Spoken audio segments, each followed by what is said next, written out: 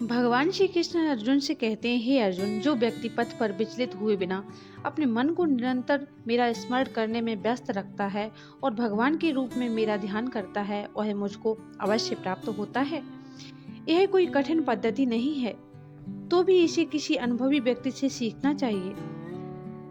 मनुष्य को चाहिए कि जो पहले से अभ्यास कर रहा है उसके पास जाए। मन सदैव इधर उधर उड़ता रहता है, किंतु मनुष्य को चाहिए कि मन को भगवान श्री कृष्ण के स्वरूप पर या उनके नामोच्चारण पर केंद्रित करने का अभ्यास करे। मन स्वभावित चंचल है, इधर उधर जाता रहता है, लेकिन यह कृष्ण की ध्वनि पर स्थिर हो सकता है। इस प्रकार मनुष्य को परम पुरुषम अर्थात दिव्य लोक में भगवान का चिंतन करना चाहिए और उनको प्राप्त करना चाहिए। चरम अनुभूति या चरम उपलब्धि के साधन भगवत गीता में बताए गए हैं। इस ज्ञान के द्वार सबके लिए खुले हैं, किसी के लिए कोई रोक टोक नहीं है। सभी श्रेणी के लोग भगवान कृष्ण का चिंतन करके उनके पास पहुंच सकते हैं, क्योंकि उनका श्रवण तथा चिंतन हर एक के लिए संभव है। इस तरह भगवान कहते हैं कि वैश्य, पतिता स्त्री या श्रमिक अथवा अधम योनि को प्राप्त मनुष्य भी इसको पा सकता है। उसे अत्यधिक विकसित बुद्धि की आवश्यकता नहीं पड़ती। बात यह है कि जो कोई भक्ति योग के सिद्धांत को स्वीकार करता है और परमेश्वर को जीवन के आश्रय तत्व के रूप में सर्वोच्च लक्ष्य या चरम लक्ष्य के रूप में स्वीकार करता है, वह आध्यात्मिक आकाश में भगवान तक पहुंच सकता है। यदि कोई भगवत गीता में बताए गए सिद्धांतों को ग्रहण करता है तो वह अपना जीवन पूर्ण बना सकता है और जीवन की सारी समस्याओं का स्थायी हल पाता है। यही भगवत गीता का सार सर्वस्व है। यदि कोई भगवत गीता के उपदेशों का पालन करे तो वह जीवन के दुखों तथा चिंताओं से मुक्त हो सकता है। वह इस जीवन में सारे भय से मुक्त हो जाएगा और उसका अगला जीवन आध्यात्मिक होगा। यदि कोई भगवत गीता को निष्ठा तथा गंभीरता के साथ पढ़ता है तो भगवान की कृपा से उसके सारे पूर्व दुष्कर्मों के फलों का उस पर कोई प्रभाव नहीं पड़ता। सब धर्मों को त्याग कर एकमात्र मेरी शरण में आ जाओ, मैं तुम्हें समस्त पापों से मुक्त कर दूंगा। तुम डरो मत। इस प्रकार अपनी शरण में आए भक्त का पूरा उत्तरदायित्व तो भगवान अपने ऊपर ले लेते हैं और उसके समस्त पापों को क्षमा कर देते हैं।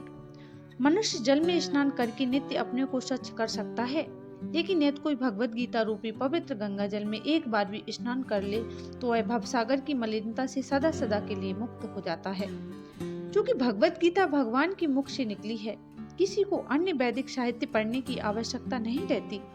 उसे केवल भगवत गीता का ही ध्यान पूर्वक तथा मनोयोग से श्रवण तथा पठन करना चाहिए।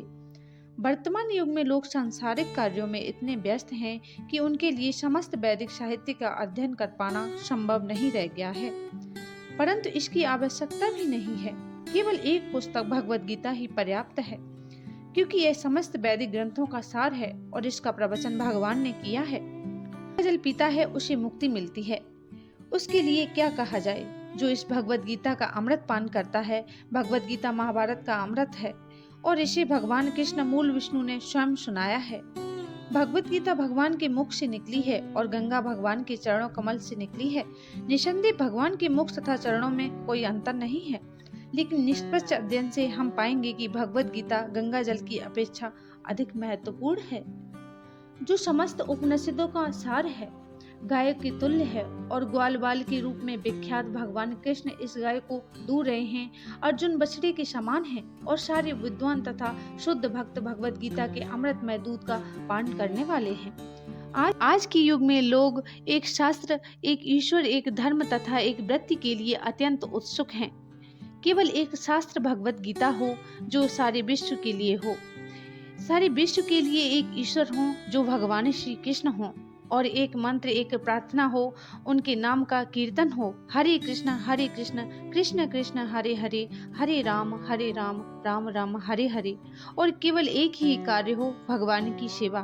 वीडियो अच्छी लगी हो तो प्लीज लाइक, कमेंट, शेयर करें, सब्सक्राइब करना ना भूलें।